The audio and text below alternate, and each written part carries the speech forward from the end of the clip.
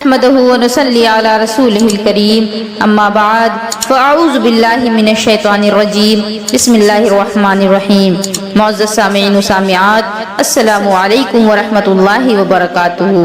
آج میں آپ لوگوں کے سامنے ان عورتوں کا ذکر کروں گی جو عورتیں جہنم کا ایندھن بنیں گی، اور ساتھ ہی ساتھ ان عورتوں کا بھی ذکر کروں گی جو عورتیں اللہ رب العزت کے فرمان پر عمل کرنے کی وجہ سے جنت کی حقدار بنیں گی اور جنت کے عیش و آرام کی حقدار بنیں گی۔ ایک مرتبہ میرے آقا حضور علیہ الصلوۃ والسلام عید کے دن خطبہ دے رہے تھے، تو مردوں میں جب آپ نے خطبہ دے دیا، خطبہ دینے کے بعد آقا کائنات علیہ الصلوۃ والسلام سیدنا بلال رضی اللہ تعالی عنہ کے کاندھوں پر اپنا ہاتھ رکھتے ہوئے خواتین کے مجمع کی طرف تشریف لے گئے، اور ان عورتوں سے ہمارے آقا نے فرمایا کہ میں نے جہنم میں سب سے زیادہ تعداد عورتوں کی دیکھی ہے۔ اس پر ایک صحابیہ کھڑی ہو گئیں، کہنے لگی یا رسول اللہ، کس وجہ سے عورتیں کثرت کے ساتھ جہنم میں جائیں گی؟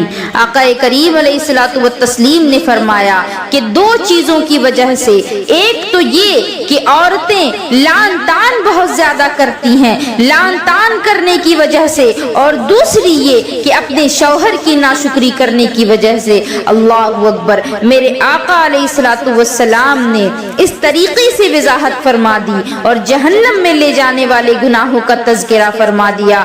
ایک صحابیہ کھڑی ہوئی اور پوچھتی ہیں یا رسول اللہ، اس سے بچنے کا کیا طریقہ ہے؟ تو میرے نبی نے فرمایا کہ صدقہ دیا کرو، اللہ رب العزت صدقے کی وجہ سے تمہارے عذاب کو ٹال دے گا۔ اور آپ ذرا سوچیں، آج کی عورتیں یہ تصور کرتی ہیں کہ جب تک بے حیائی نہیں کی جائے گی معاشرے میں تب تک کوئی مقام نہیں مل سکتا، جب تک چھوٹے چھوٹے کپڑے نہیں پہنے جائیں گے اس وقت تک سوسائٹی میں عزت نہیں مل سکتی، جب تک اپنے جسم کو دوسروں کو نہیں دکھائیں گے تب تک ہماری کوئی قدر نہیں کرے گا۔ میں ان سے کہنا چاہوں گی کہ اے خواتین اسلام، یہ حدیث جو ابھی میں نے آپ لوگوں کے سامنے پیش کی، اس کو ذہن کے اندر محفوظ کر لیں۔ ساری باتیں اگر محفوظ نہ ہو سکیں تو کم از کم اس حدیث کو اپنے ذہن کے اندر محفوظ کر لیں کہ جو عورت کسی مرد کو اپنی طرف مائل کرنے،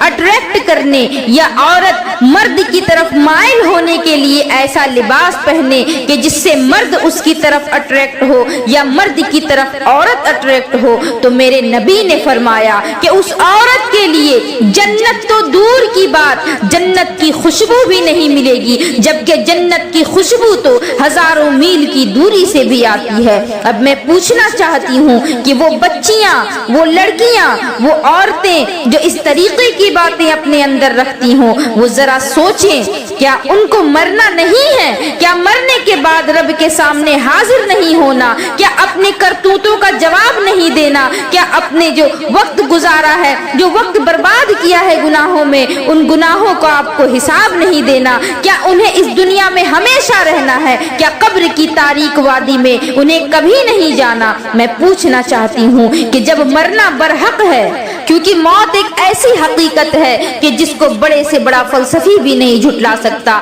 جس کو بڑے سے بڑا مقرر بھی نہیں جھٹلا سکتا، جس کو بڑے سے بڑا سائنسداں بھی جھٹلا نہیں سکتا۔ غرض کے ہر کوئی اس بات پر تسلیم کرتا ہے کہ موت یقینی ہے، ایک نہ ایک دن ہر کسی کو اس دنیا کو چھوڑ کر کے جانا ہے اور رب کی بارگاہ میں حاضر ہونا ہے اور حاضر ہو کر کے اپنے گناہوں کا حساب دینا ہے۔ تو مجھے بتاؤ، یہ چند لمحوں کے گناہ کے لیے، چند لمحوں کی لذت کے لیے اگر مولا جنت کی خوشبو سے تمہیں محروم کر دے گا تو جہنم کے شعلوں کی تکلیف برداشت کرنے کی طاقت کس کے اندر ہو سکتی ہے؟ لہٰذا اگر سکون زندگی میں چاہیے اور ایمان کے ساتھ خاتمہ چاہیے تو اچھے کام کرنے ہوں گے، اور اچھے کام کرنے کے ساتھ ساتھ یہ بھی ضروری ہے کہ اللہ کی رضا بھی شامل ہو، پھر سکون مل سکتا ہے، ورنہ اس کے بغیر سکون نہیں مل سکتا۔